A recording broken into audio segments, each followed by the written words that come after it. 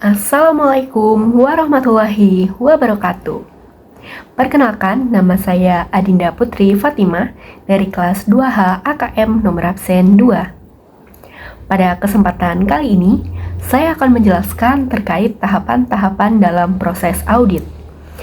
Seperti yang kita ketahui bahwa tugas utama seorang auditor adalah untuk memeriksa, mengevaluasi, maupun memberikan opini terkait dengan laporan keuangan. Tapi, apakah kita tahu bagaimana sih auditor ini bisa melakukan hal tersebut? Jadi bisa melakukan mengevaluasi, memberikan opini, hingga mengeluarkan laporan audit, hingga akhirnya bisa digunakan untuk kepentingan internal maupun eksternal. Untuk itu, mari langsung saja kita bahas terkait dengan tahapan-tahapan dalam proses audit ini.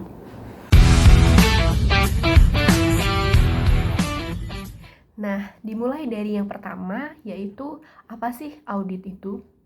Audit ini merupakan proses sistematis yang digunakan untuk memastikan bahwa laporan keuangan itu bebas dari salah saji material, baik karena kesalahan maupun karena kecurangan. Jadi sebagai auditor ini itu harus bisa untuk melakukan proses-proses ini tadi dan memastikan bahwa laporan yang disajikan oleh entitas itu memang real sesuai dengan kondisi yang ada di perusahaan tersebut. Jadi dipastikan bahwa tidak ada indikasi kecurangan dalam sistem operasional dari perusahaan tersebut. Dari pengertian audit tadi, selanjutnya saya akan menjelaskan terkait dengan apa sih tahapan-tahapan yang dilakukan oleh auditor untuk mengaudit atau memeriksa laporan keuangan perusahaan. Jadi di sini terdapat empat tahap dari audit itu sendiri, dan 4 tahap ini tentunya didasarkan oleh standar akuntansi keuangan. Yang pertama dimulai dari perencanaan audit. Lalu selanjutnya itu di fase kedua ada pengujian dan juga pengendalian dari transaksi. Dan yang ketiga dilakukan pengujian substantif atas saldo. Dan yang terakhir penyelesaian audit dan pelaporan. Masuk di fase pertama perencanaan audit. Nah, fase ini tuh merupakan fase yang mendasari proses-proses audit selanjutnya. Jadi fase ini juga bisa dibilang sangat krusial bagi auditor. Karena apabila di fase ini itu auditor melakukan kesalahan, maka kemungkinan besar hasil akhir dari tahapan-tahapan audit tadi itu salah. Dalam fase ini itu juga ada beberapa tahapan-tahapan. Yang pertama itu ada menerima klien dan juga melakukan perencanaan awal. Menerima klien dan melakukan perencanaan awal ini maksudnya itu bagaimana sih auditor menentukan bahwa klien ini tuh layak untuk menerima dan melanjutkan hubungan dengan klien. Dan hal-hal yang perlu dipertimbangkan oleh auditor di sini itu yang pertama kalau ada auditor itu harus netral. Jadi perusahaan yang diterima oleh auditor ini itu tidak boleh ada hubungan pribadi atau kepentingan dengan klien. Nah, ini tuh juga mempengaruhi terkait independensi seorang auditor. Lalu setelah itu auditor itu juga perlu meninjau apakah manajemen dari perusahaan ini itu memiliki riwayat manipulasi atau jujur, dan auditor ini juga harus mengetahui tentang resiko-resiko apabila auditor menerima perusahaan ini menjadi partnernya. Setelah perusahaan ini telah melakukan perencanaan dan juga menerima klien, maka perusahaan ini harus memahami bagaimana sih bisnis dan juga industri yang klien ini jalankan. Jadi agar auditor ini memiliki gambaran terkait proses operasional hariannya perusahaan itu. Jadi auditor ini bisa memahami model bisnis yang dijalankan, lalu produk jasa yang dihasilkan, struktur organisasinya, proses operasionalnya itu bagaimana. Seperti contohnya jika perusahaan manufaktur, maka auditor ini itu harus memahami bagaimana sih proses operasionalnya, dimulai dengan mungkin dari bagian gudang itu melakukan perintah untuk melakukan produksi, melakukan pembelian dan sebagainya. Itu auditor itu harus paham. Dan bagaimana sih cara untuk memproduksi di perusahaan tersebut sehingga menghasilkan produk yang bernilai jual.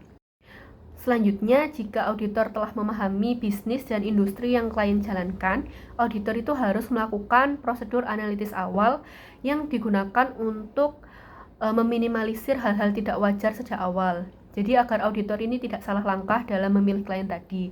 Biasanya auditor di tahap ini itu melakukan perbandingan terkait dengan laporan keuangan tahun lalu dan laporan keuangan tahun sekarang beserta bukti-buktinya.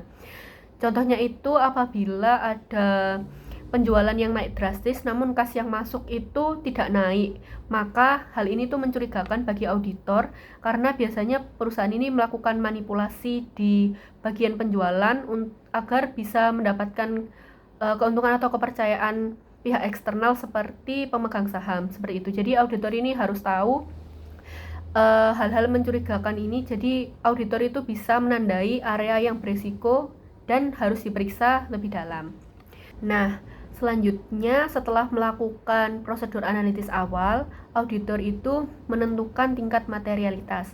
Tingkat materialitas di sini yang dimaksud itu batas salah saji yang bisa diterima atau ditoleransi oleh auditor, yang tujuannya agar audit itu bisa berfokus ke hal-hal penting saja untuk dilakukan proses audit. Jadi tidak ada kegiatan atau hal mencurigakan yang bisa mengganggu proses audit. Jadi biasanya itu hal ini atau tingkat materialitas ini tuh diukur melalui presentase tolak ukur seperti pendapatan, aset dari perusahaan, atau laba bersih yang diterima perusahaan sebelum pajak. Selanjutnya, setelah menentukan materialitas tadi, auditor itu akan mengidentifikasi risiko signifikan yang terjadi di dalam perusahaan.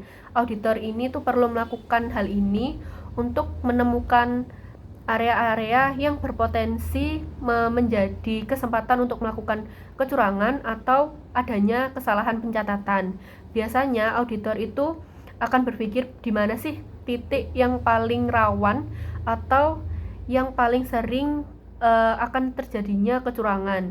Biasanya auditor itu akan mengecek di bagian kas, pendapatan, dan juga di persediaan, karena di bagian ini itu seringkali terjadi kecurangan yang dilakukan oleh pihak-pihak perusahaan. Jadi auditor itu harus teliti terkait resiko-resiko ini, seperti itu.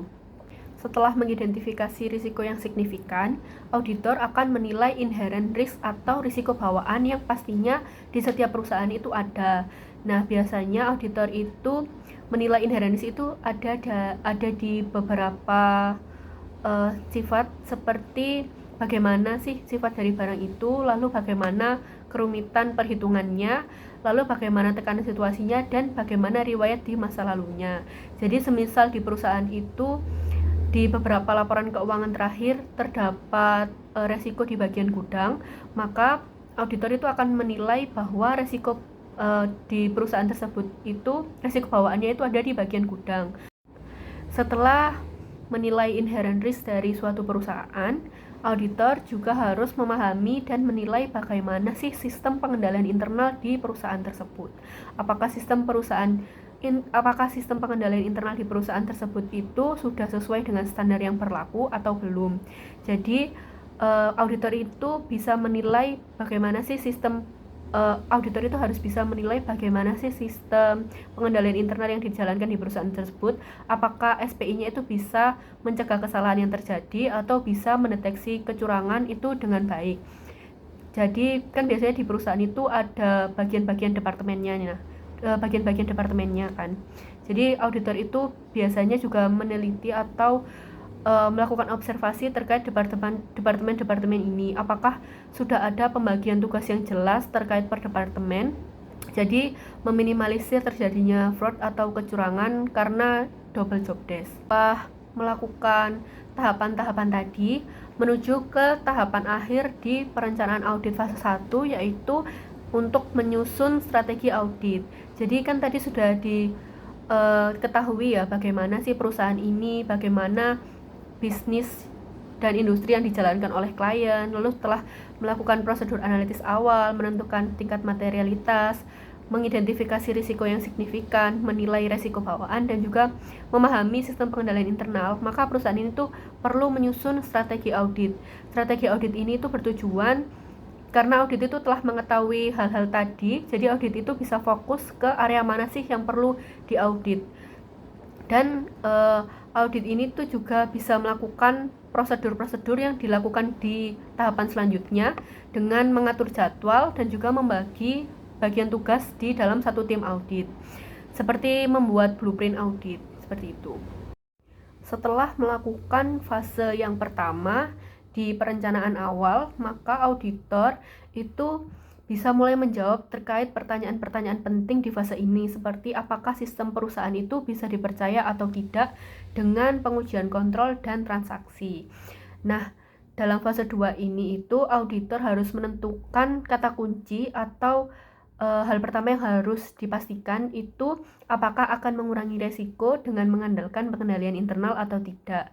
Dan kesimpulan ini itu akan keputusan ini itu akan menentukan bagaimana arah audit selanjutnya. Jika auditor itu mengendalikan pengendalian internal, maka auditor itu wajib melakukan test of controls atau pengujian pengendalian. Namun, jika auditor itu tidak mengandalkan pengendalian di sistem perusahaan tersebut, maka auditor itu akan langsung fokus ke substantif test atau pengujian substantif transaksi. Untuk pengujian pengendalian itu ada beberapa yang harus dilakukan. Jadi untuk pengujian substantif transaksi ini itu tujuannya untuk menilai apakah pengendalian internal itu benar-benar berjalan efektif dan bukan hanya sekedar formalitas perusahaan saja.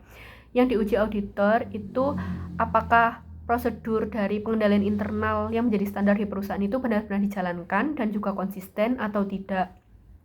Contoh pengendalian ini itu auditor akan mengecek apakah setiap transaksi yang dilakukan perlu disetujui oleh atasan atau tidak, dan apakah pembagian tugas dari per departemen perusahaan itu jelas atau tidak. Jika tidak jelas, maka auditor akan melanjutkan pengecekan lebih lanjut. Untuk pengecekan atau pengujian yang dilakukan auditor itu biasanya auditor itu menggunakan beberapa metode seperti tanya jawab, observasi secara langsung, inspeksi, atau reperformance. Jadi tanya jawab ini auditor akan menanyakan langsung ke karyawan bagaimana prosedurnya itu dilakukan di suatu perusahaan ini. Lalu setelah itu ada observasi, jadi melihat langsung terkait proses yang terjadi di perusahaan tersebut. Dan inspection atau inspeksi dokumen ini auditor itu akan mengecek bukti-bukti transaksi atau bukti-bukti faktur yang jelas, apakah sudah ada tanda tangan atau persetujuan yang benar atau tidak. Nah, setelah itu auditor akan mencoba reperformance atau mengulangi proses dari kontrol tersebut, seperti itu. Dan jika hasilnya efektif, auditor itu bisa mengurangi pengujian secara detail, namun jika tidak efektif, maka auditor harus meningkatkan tingkat pengujian. Untuk perbedaan penting dari proses ini itu kalau test of controls itu lebih berfokus ke sistem, sedangkan kalau untuk substantif test atau pengujian substantif itu lebih fokus ke transaksi nyata. Nah, selanjutnya auditor itu akan menilai kemungkinan salah saji.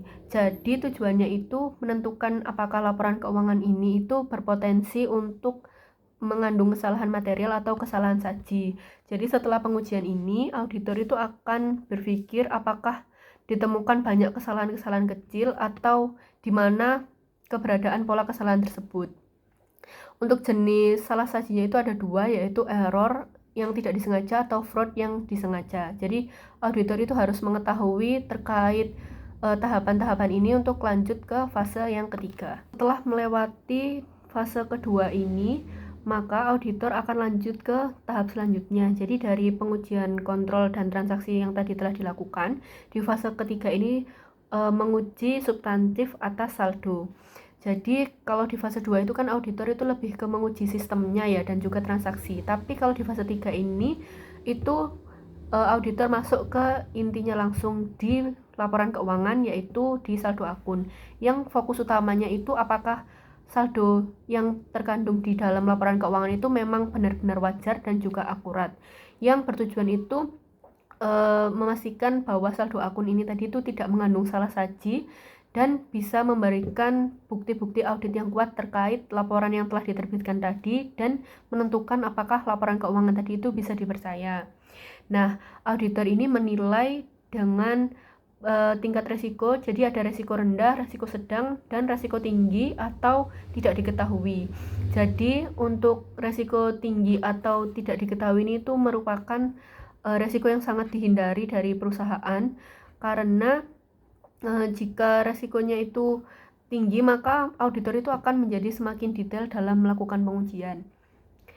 Nah, untuk menguji fase ini itu dilakukan, yang pertama itu ada substantive analytical procedure yang tujuannya itu untuk menilai apakah saldo ini tuh masuk akal di dalam laporan keuangan tersebut.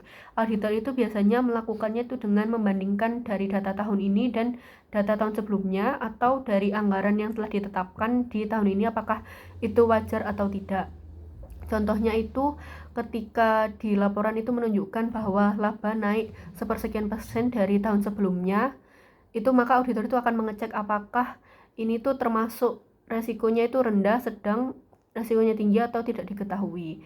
Karena biasanya itu tidak make sense kalau terjadi peningkatan dari tahun lalu ke tahun sekarang itu yang sangat drastis gitu. Jadi harus disertai dengan bukti-bukti yang kuat.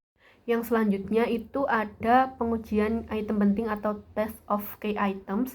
Itu berfokus pada transaksi dengan saldonya itu yang bernilai besar. Jadi akun-akun yang bernilai besar, beresiko tinggi, dan paling berpengaruh.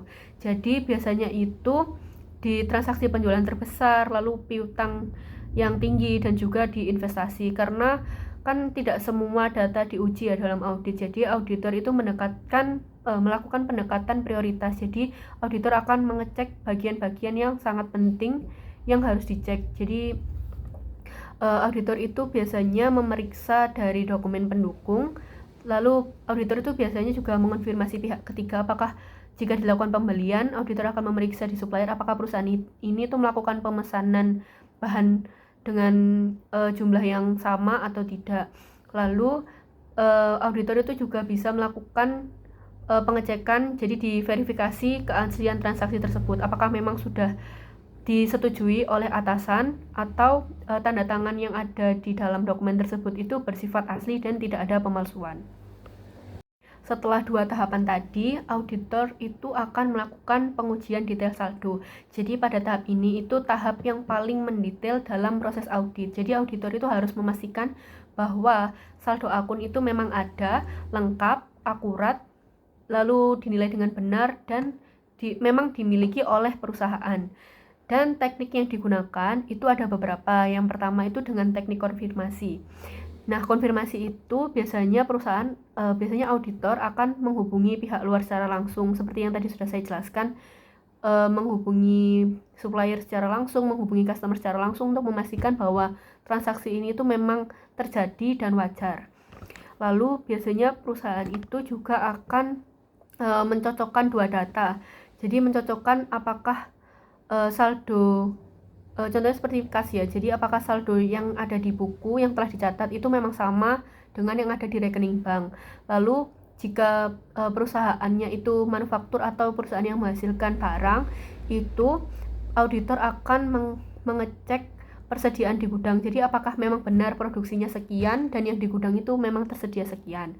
Lalu setelah melakukan tahapan tadi, audit akan melakukan perhitungan ulang. Jadi dilakukan perhitungan ulang terkait saldo-saldo tadi, terutama di penyusutan aset dan juga bunga. Apakah aset-aset yang dimiliki oleh perusahaan memang bernilai sekian dan memiliki saldo sekian, sehingga penyusutan yang dilakukan per bulan itu memang bernilai sama. Setelah itu, audit itu juga akan melakukan penelusuran dokumen. Jadi atau yang bisa disebut dengan inspeksi. Nah, di sini auditor itu akan memeriksa apakah saldonya itu benar-benar ada dan terjadi. Jadi bukti transaksi seperti adanya transaksi piutang itu auditor akan mengirimkan konfirmasi kalau transaksi itu memang benar-benar ada, dan juga auditor itu akan mengecek invoice yang terjadi. Jadi semakin tinggi resikonya di sini itu berarti semakin banyak bukti yang harus dikumpulkan. Untuk hubungan dari antar prosedur tadi itu kan ada kombinasi ya. Jadi di analitis, di fokus utama, dan juga di detail untuk bukti yang kuat tadi. Jadi auditor itu biasanya menemukan beberapa masalah. Jika auditor menemukan banyak masalah seperti ketidaksesuaian data dengan kondisi real yang terjadi di perusahaan atau ada indikasi kecurangan dalam suatu perusahaan, maka auditor itu akan menambah detail pengujian dan memperluas sampel, atau auditor itu bahkan bisa meminta penjelasan kepada pihak manajemen. Selanjutnya, kita berada di fase terakhir di dalam tahapan audit, yaitu fase 4 yang berupa penyelesaian dan juga pelaporan. Kalau di tahap yang ke-1 dan ke-3 tadi kan audit lebih berfokus ke pengumpulan bukti, pemeriksaan bukti. Tapi kalau di fase 4 ini itu lebih ke hasil akhir. Jadi tadi itu telah dikumpulkan dan diringkas, dan auditor ini akan menyimpulkan terkait hasil pemeriksaan, dan selanjutnya auditor akan menentukan apakah laporan keuangan yang disajikan yang telah diperiksa tadi itu bisa dipercaya atau tidak. Nah, di sini ada beberapa tahapan yang perlu dilakukan oleh auditor untuk melanjutkan ke pembuatan laporan audit. Jadi yang pertama itu adanya pengujian tambahan untuk penyajian dan pengungkapan. Di sini itu apabila ada beberapa hal yang janggal dari 3 fase tadi, maka auditor akan melakukan pengujian tambahan untuk penyajian dan pengungkapan ini. Jadi auditor itu akan memastikan apakah laporan keuangan itu memang sudah disusun sesuai standar akuntansi keuangan atau belum, sudah disajikan dengan jelas dan tidak menyesatkan, atau memang sudah memuat seluruh informasi penting. Jadi tidak ada informasi penting yang disembunyikan oleh perusahaan. Jadi auditor ini biasanya akan mengecek catatan atas laporan keuangan, karena seringkali itu justru penjelasan-penjelasan yang penting itu memang ada di sini. Contohnya itu apakah utang yang dilakukan perusahaan itu memang sudah disajikan dengan lengkap atau belum.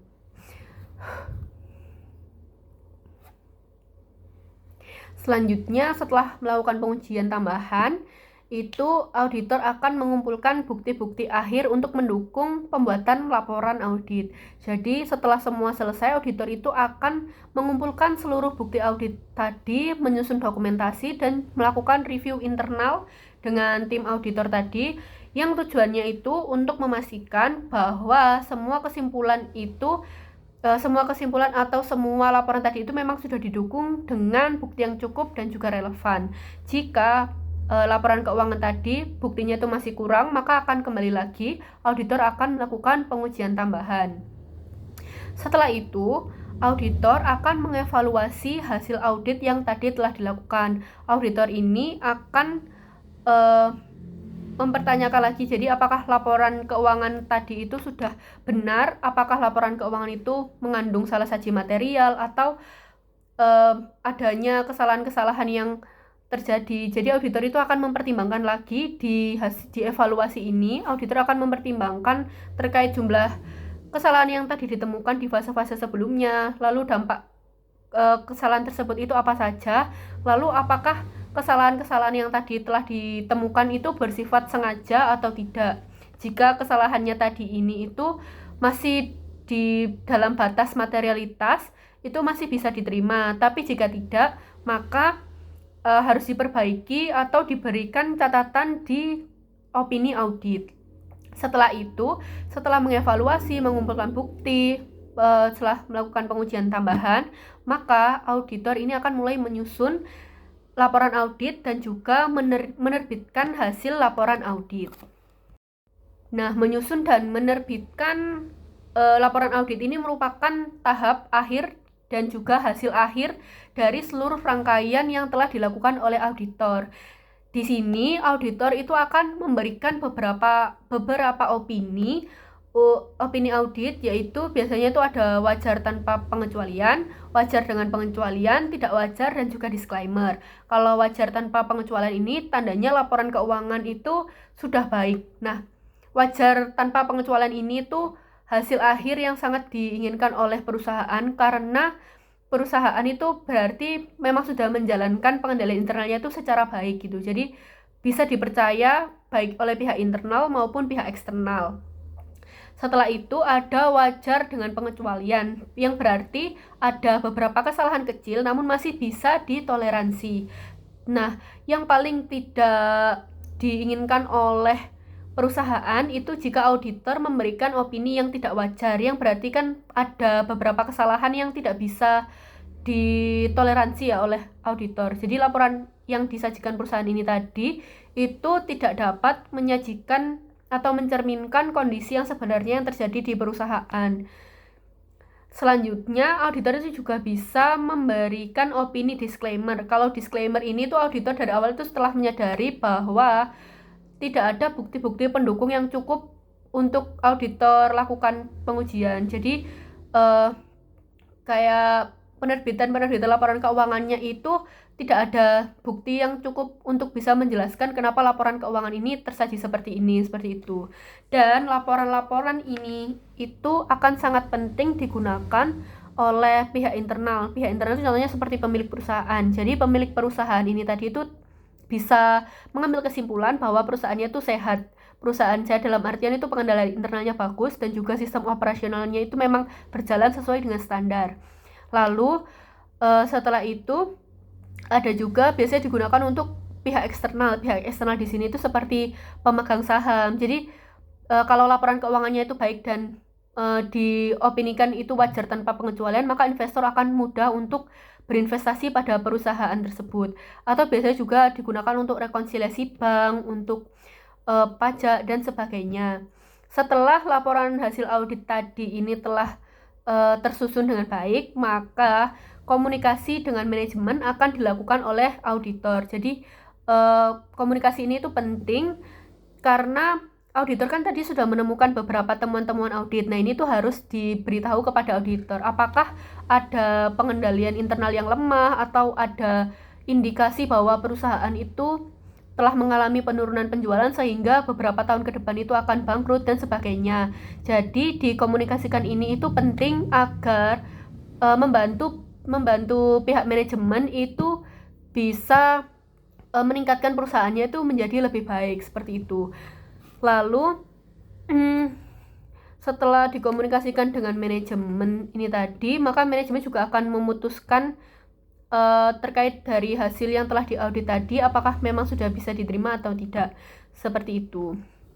Lalu yang terakhir ada kesimpulan. Nah, jadi kesimpulan yang bisa diberikan terkait dari penjelasan kali ini, jadi audit tadi itu merupakan proses yang sangat sistematis, yang terukur, dan berbasis resiko yang dilakukan secara bertahap mulai dari perencanaan hingga pelaporan.